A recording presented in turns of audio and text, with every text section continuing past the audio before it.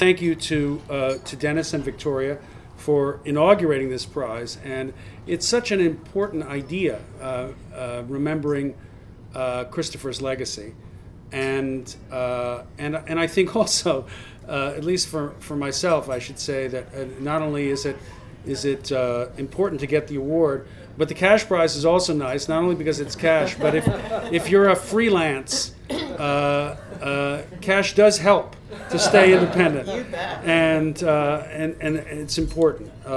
But I think the celebrating Christopher's independence and his rigor and his fearlessness is a great thing, and I'm delighted to get it. I should say, I first met Christopher with Carol at the Musso and Frank's bar. The story about, I remember now the story about the Buñuelito. What Carol forgot to say was that Buñuel, being the anti-cleric that he was, said he liked that recipe because he said if you put the bottle of vermouth between the sun and the glass of gin, it shines through it just like the Holy Spirit pierced the Virgin's hymen. That's what.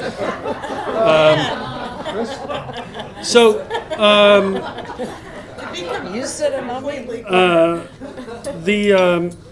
Christopher and I got to know each other a bit better when one of the first feature documentaries I was associated with, I wrote and produced it, was The Trials, plural, of Henry Kissinger, based on Christopher's book, The Trial of Henry Kissinger, which first appeared in Lou Lapham's Harper's. Yeah, thanks to Louis and Rick. Thank you here. For really standing up for him.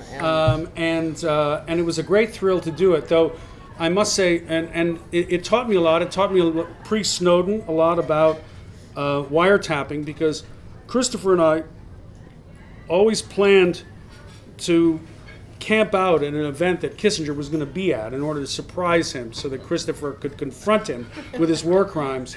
But every time we had the camera crew ready and we were there, Kissinger never appeared. And those were the only appearances that he didn't make. He made all the other appearances on his scheduled speaking tour. So we figured our phone was probably tapped.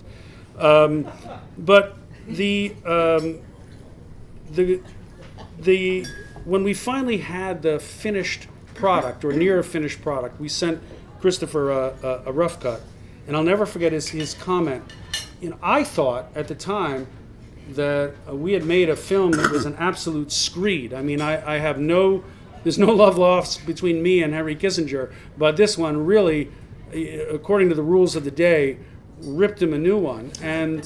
But Christopher was very angry. He said, "I want to speak to you right away," and I said, "I'm very upset with this cut. It doesn't represent my book at all."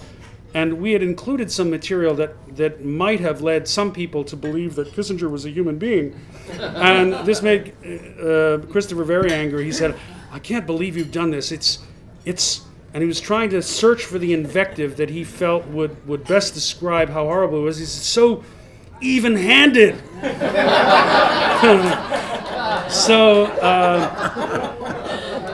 Nevertheless, Christopher over time grew to like the film a lot, and we went on the chicken lunch circuit together.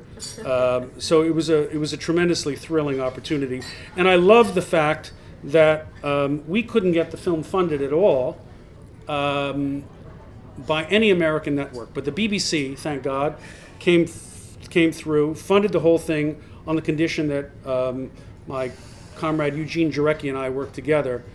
Once it had come out, and it was, we showed it first, I think, at the Human Rights Film Festival here in New York, and they were selling tickets for like 3 times face value. It did a huge run at the Film Forum, and then and so suddenly, because it was entertainment, the Sundance Film Channel felt that they could show it. Fantastic. And I gave them great credit because their publicity campaign was very simple. It was a huge black billboard, which they put all over the city and in many cities around the country, but particularly one I remember over Times Square, because I remember thinking that Henry Kissinger's limousine would travel by it. And it just said simply, "Henry Kissinger in white letters over the black field, "Henry Kissinger is a war criminal, Christopher Hitchens." I thought, fantastic. Great. God bless. So anyway, I'm delighted. I remember... Not God bless for Christopher. Ha ha! Okay. Sorry, no offense to the atheists here in the audience. But I do remember, speaking of that, I remember, Carol mentioned, what was the 3 terms? Crack was one of them. That's great. And Back, crack, and sack. back crack and sack. I remember those pieces, speaking of courage, I remember those pieces in Vanity Fair very well. Not only that, in terms of the Brazilian hot wax that tore the hair off of Christopher's thighs, but also being waterboarded.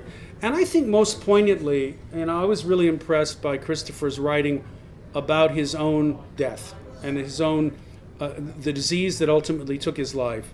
That was tremendously courageous to be able to speak so honestly about it. And I remember in a late interview he did with 60 Minutes, and Steve Croft seemed to be begging him to invest in the possibility of an afterlife and to reconsider this idea that he didn't believe in God. And he said, well, there's no evidence I could think of that would ever lead me to that possibility or event. And then he paused and he said, but I like surprises. And I never would have imagined that I would have received the first Hitchens Prize, but in the spirit of Christopher, I like surprises. So thank you very much.